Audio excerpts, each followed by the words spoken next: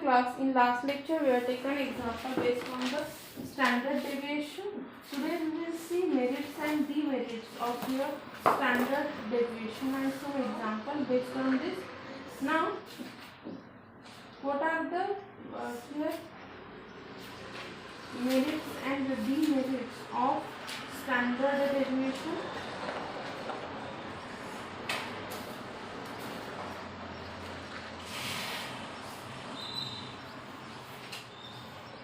First जो हमने इससे पहले भी बहुत टाइम लिए थी, एक है रिजिडली डिफाइंड,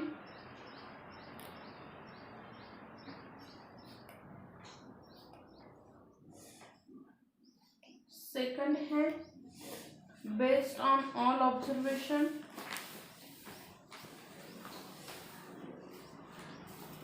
थर्ड है capable for further algebraic treatment,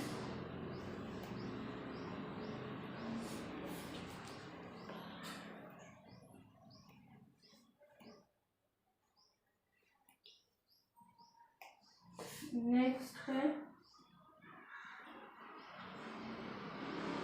not affected much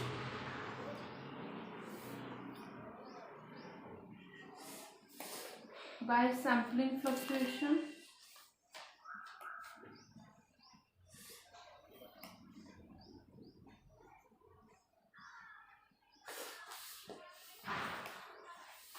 demerits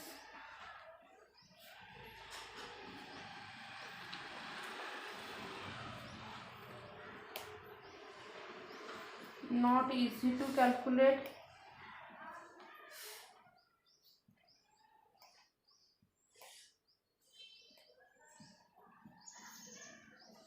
second है not easy to understand,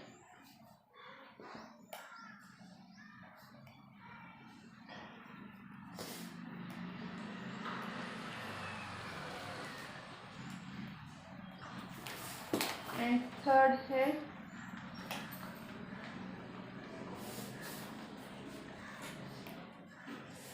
more weights gives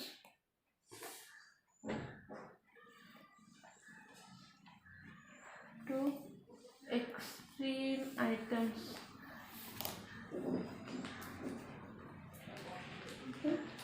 उसके बाद आता है आपका एक point combined standard deviation.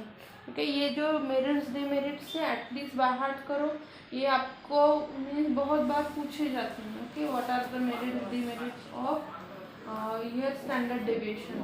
Comparison करो, हमने बहुत सारे लिए अभी, mean, mode, median, arithmetic mean, सबका देखो मेरिट्स डिमेरिट्स में बहुत सारे पॉइंट्स सेम रहते हैं. At least go through it and try to by heart it. Next है आपका combined standard deviation. Next point है कंबाइंड स्टैंडर्ड डेविएशन. तो ये कंबाइंड स्टैंडर्ड डेविएशन क्या रहता है? First formula for standard deviation. अगर आपको दो स्टैंडर्ड डेविएशन दिए गए हैं, sigma 1 and sigma 2 are standard deviation. यहाँ पे मैं पहले जो गिवन है वो लिख लेते हूँ. नेक्स्ट है आपका यहाँ पे D1 and D2 are the deviation. हमने पता है कैसे निकाला है कि D1 इज इक्वल्स टू क्या आता है, x minus x1 bar, and D2 क्या रहेगा आपका x minus x2 bar. Okay, and n क्या है, नंबर ऑफ फ्रीक्वेंसी है. n1 and n2 are total frequency. तो आपका ये जो कंबाइंड डेविएशन है वो क्या रहेगा, under root of n1 sigma 1 square plus d1 square plus n2 sigma sigma 2 square plus d2 square whole term divided by n1 plus n2 whole term divided by n1 plus n2।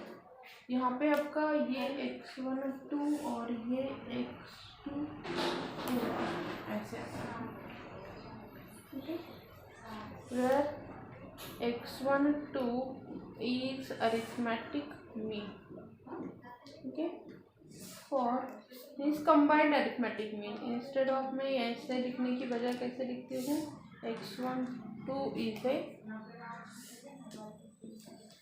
combined arithmetic mean।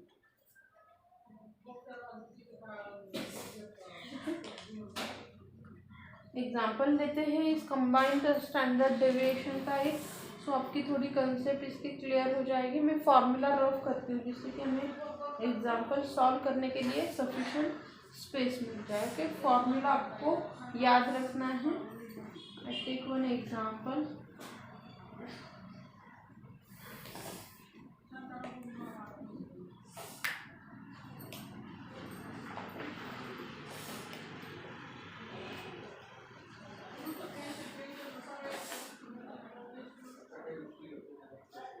Mean and standard deviation of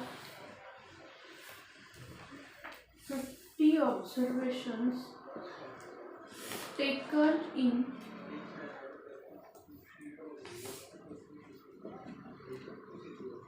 laboratory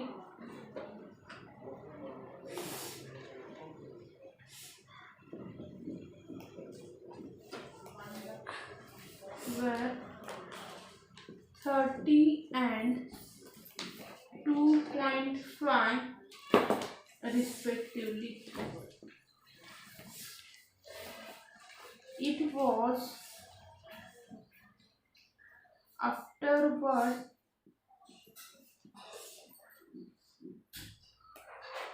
detected that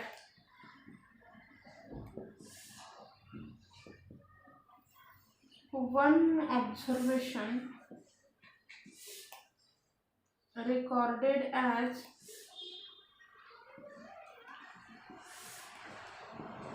25 should in fact have been 30. Find the correct mean and standard deviation।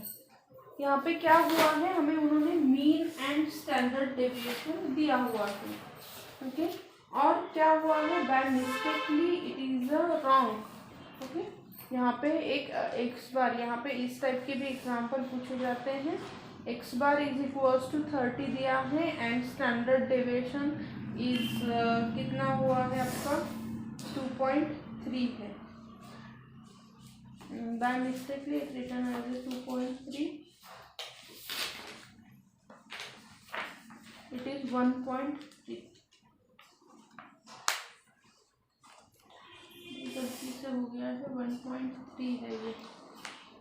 Okay, and n is equal to 50 है। कितने observation से 50 है। तो हमें पता है कि x बार मतलब क्या रहता है, here n x bar is equal to कितना आएगा आपका 30 इंटू 50, टोटल कितने रहेंगे समेशन। ये फॉर्मूला हमने कहाँ से लिया, x bar is equal to summation of x upon n। तो मेरा समेशन ऑफ x क्या हो गया, nx बार। यहाँ से हमने क्या किया है, ये फॉर्मूला लिया है। तो ये वैल्यू कितनी हो गई 1500।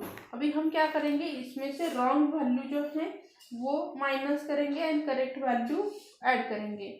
सब्सट्रैक्ट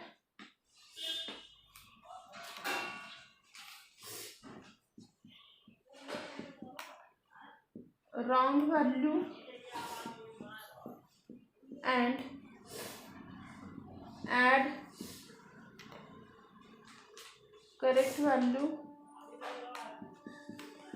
तो क्या हो जाएगा, हमने रॉन्ग वैल्यू को ऐड किया तो समेशन कितना हो जाएगा, करेक्टेड सम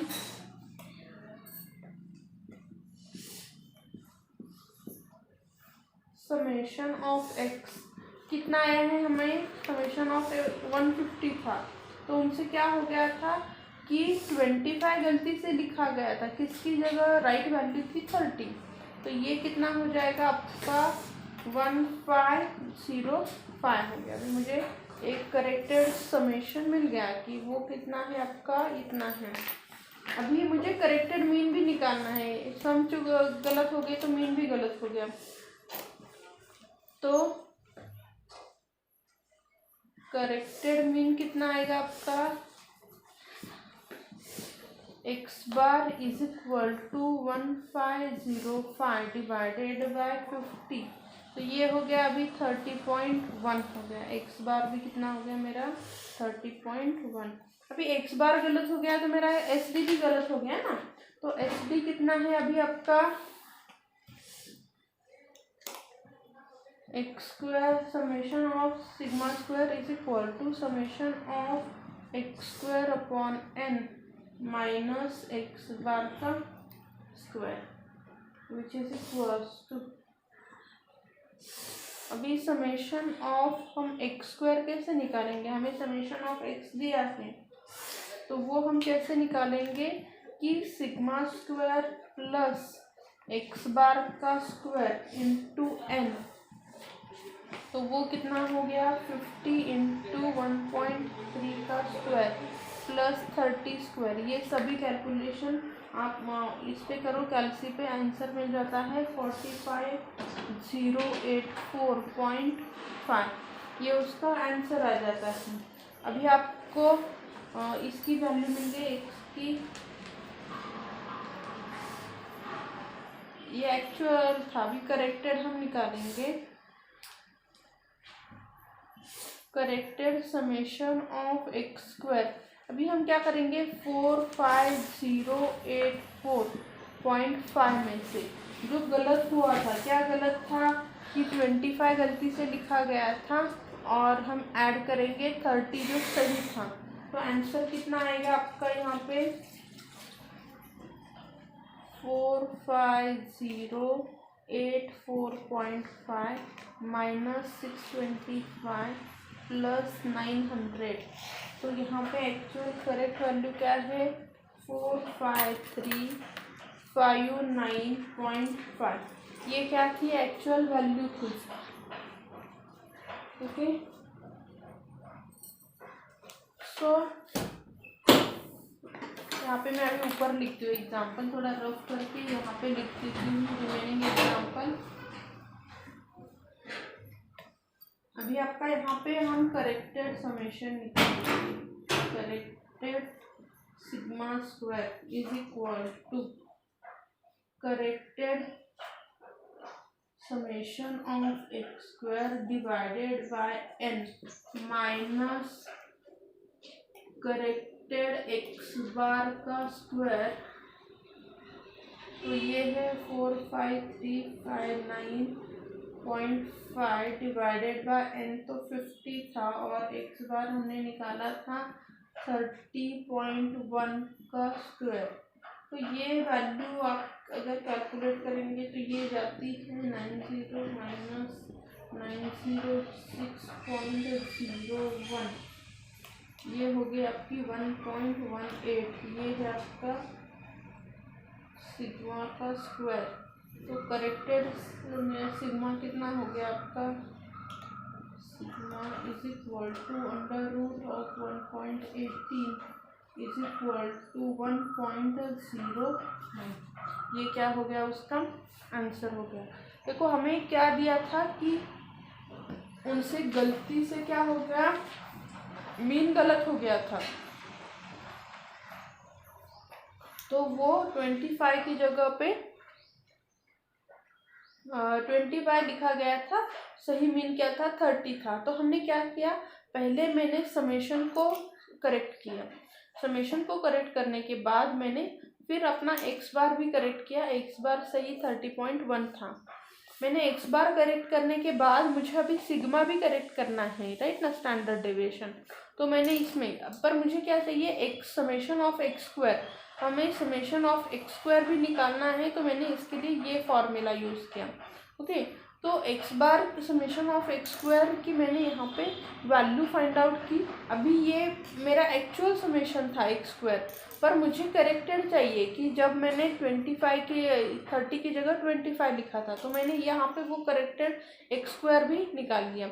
अभी मेरे पास करेक्टेड एक्स स्क्वायर है, मेरे पास करेक्टेड एक्स बार है, मैंने वैल्यू सब्स्टिट्यूट की, मुझे अभी करेक्टेड सिग्मा भी मिल गया, मतलब स्टैंडर्ड डेविएशन मिल गया। This is the way to find out the corrected here standard deviation. Okay, आप इसी वे को फॉलो करके क्या करोगे, एग्जाम्पल्स को सॉल्व करोगे। ओके।